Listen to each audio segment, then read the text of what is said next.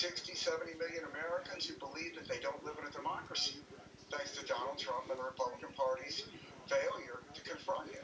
So we have a heavily armed populace that has a history of revolution that doesn't believe it lives in a democracy. How's that going to work out? I think this is just beginning. I think there are very dark days ahead, and I think the failure really rests with the Republican Party. Well, it's a grim assessment, but it's an honest one, and I think it certainly helps us as we try